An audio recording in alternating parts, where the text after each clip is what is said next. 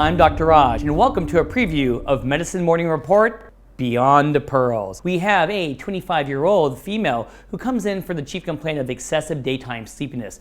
Remember, it's very important to determine, is the patient tired and fatigued or sleepy? There is a big differential diagnosis for one versus the other. She recently began work in a corporate firm and has been reprimanded for falling asleep during meetings with business clients. She goes to sleep around 10 p.m. and wakes up around 6:30 a.m. Is the length of time important when we talk about sleep? Yes. What is a very common cause of having excessive daytime sleepiness? Insufficient sleep syndrome. This patient is getting at least 8 hours of sleep, but now the question becomes, is that high quality sleep? It only takes a few minutes for her to fall asleep, but she wakes up multiple times during the night. What sleep disorder could this be? Could it be sleep apnea? Could it be insomnia? Or could it be narcolepsy? There is a huge feeling that people with narcolepsy sleep great throughout the night, but you know what? They don't. They have multiple wakings throughout the night, so narcolepsy is still on my differential diagnosis. She doesn't feel rested in the morning. She denies any depression. Is that important? Yes. When we talk about insomnia, it has been highly associated with depression and with the medications that we use to treat depression, so it's good to know that this patient doesn't have it. She also has no anxiety, denies smoking, tobacco, or any illicit drug use. Time for a step 2-3 clinical pearl. So what are the manifestations of excessive daytime sleepiness? Always think about frequent napping, or what about sleep attacks? What are those? Does anyone remember being in class and you just had that boring lecture and you start doing this? Sleep attacks. Or what about micro sleep? When you had that head nod and you actually dreamt, that's micro sleep. Or what about automatic behavior? What's that? You're falling asleep in class while you're writing a note, you fall asleep, but what do you keep on doing? Writing. That's automatic behavior. So what are some of my differential diagnoses for excessive daytime sleepiness? Number 1, insufficient sleep. Number 2, narcolepsy. Number 3, kind of like the brother of narcolepsy, known as idiopathic hypersomnia. Of course, you want to know if these are recurrent in nature. There's a whole differential diagnosis for that. Think about underlying medical disorders and always look at the drug list. So back to the history.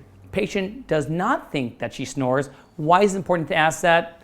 You got it. You want to make sure you're not missing obstructive sleep apnea. She denies any parasomnias, and you may be asking yourself, what are parasomnias? These are unwanted behaviors or actions as you're falling asleep or transitioning into sleep, such as sleepwalking or sleep talking. She often falls asleep in the shower or at the kitchen table eating dinner. Is that normal? No. You know what's going on my differential now? Could this be narcolepsy? Is she having episodes of cataplexy?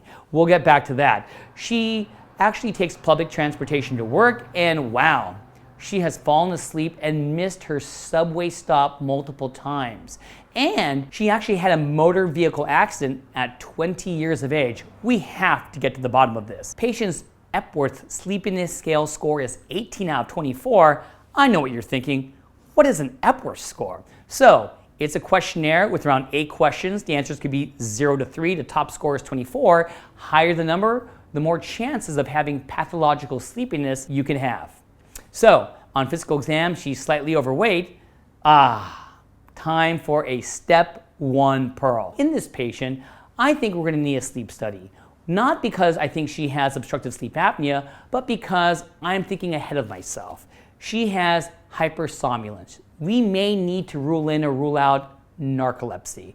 And so why do we need to do a sleep study before a multiple sleep latency test?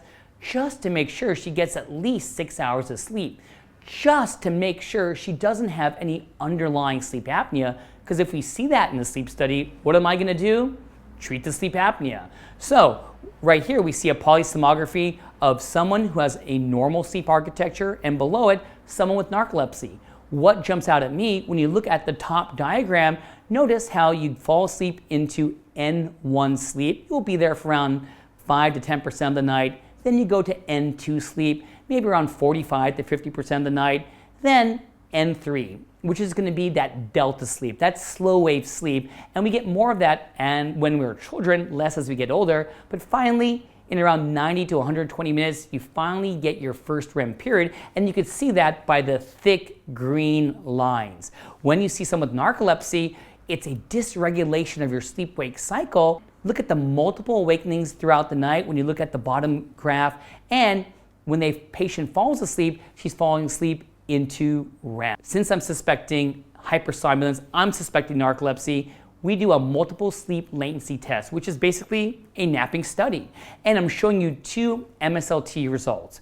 On the top is someone with idiopathic hypersomnia, the bottom with narcolepsy. An MSLT is going to be 5 naps. You get 20 minutes to nap, and if you do fall asleep, you get an extra 15 minutes to see if you fall asleep into REM sleep. And in the top graph, the patient napped in 4 naps. Definitely very sleepy. But what differentiates that from the bottom graph? During these naps, patient falls asleep into REM. How many times? Twice. And if you fall asleep into REM sleep twice out of the 5 naps, that is positive with the history and physical examination for the diagnosis of narcolepsy. What are the causes of narcolepsy? It could happen sporadically. Genetics are going to be involved. Some syndromes, autoimmune. People who had the flu virus, people who had strep throat may also develop antibodies to that very important orange box you see in the middle, which is known as orexin or hypocretin. This is a very important neurotransmitter, which is the key when we talk about the physiology of narcolepsy. Orexin is an alerting, awakening neurotransmitter, and people with narcolepsy will be deficient of this neurotransmitter. And narcolepsy can also be secondary to things such as tumor and strokes. So what are the symptoms? 3 main categories: excessive daytime sleepiness. This is why patients come to see me in my office. Or they could have disturbed sleep at night. Remember, people always feel that narcoleptics will be sleeping throughout the night. They don't. They have multiple awakenings. Why? That dysregulation of their sleep-wake cycle. And the last thing is going to be these accessory symptoms. The one that's always going to be mentioned is cataplexy. And remember, cataplexy does not have to be like the movies where you have the full body fainting. Sometimes it can be very subtle. It could be weakness of the arms. It could be drooping of the face. So remember, don't always look for the extreme end of cataplexy. I put this chart in here to realize that when we talk about narcolepsy with cataplexy, it's called type 1 narcolepsy. It's a clinical diagnosis. Patient presents with cataplexy, but if you do an MSLT, you're going to get 2 or more sleep onset REM periods. And remember, I mentioned that neurotransmitter orexin hypocretin. It will be low if you check it on the spinal fluid. If you have narcolepsy without cataplexy, it's called type 2, and you can't make a clinical diagnosis. You need to do that multiple sleep latency test, and once again, greater than 2 sleep onset REM periods in those 5 naps. But look at that hypocretin. In these patients, it will be normal. And last, I mentioned idiopathic hypersomnia, which is the brother of narcolepsy. You cannot make a clinical diagnosis, and when you do the MSLT, there are not going to be any, or at least less than 2, sleep onset REM periods. And once again, the hypocretin will be normal. So when we talk about treatment, always remember napping. I encourage it in patients with narcolepsy. It makes you feel refreshed, but for excessive daytime sleepiness, think about stimulants. Newer stimulants like as Provigil or Nuvigil, known as modafinil or armodafinil.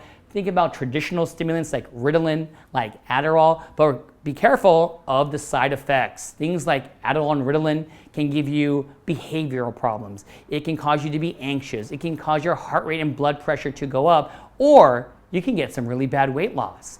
When we talk about the cataplexy, think about blocking that REM sleep, because remember, when you have REM, you're going to be paralyzed. So antidepressants block REM sleep, but in red on the bottom, what did I write there? Xyrem. That's going to be the brand name for something known as gamma hydroxybutyrate.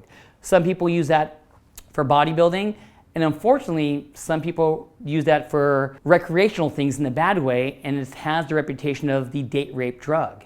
This is actually a metabolite of that known as sodium oxybate, which actually is FDA approved for both excessive daytime sleepiness and the cataplexy associated with narcolepsy. How does it work? It works on the GABA receptor, and it prevents the release of alerting neurohormones at night, such as dopamine and norepinephrine. Then in the day, what happens? You get this abundance of release. This drug isn't for everyone. It's only sold by one pharmacy in the United States, and it's something you have to take in bed, 2 doses. So definitely choose your patients wisely. Let's go beyond the pearls. Remember that narcolepsy is associated with genetics. Think about the HLA DQB10602 when we think about genetics. And when I mention syndromes associated with narcolepsy, think about Prader-Willi or Niemann-Pick. I'm Dr. Raj. I hope you enjoyed going beyond the pearls.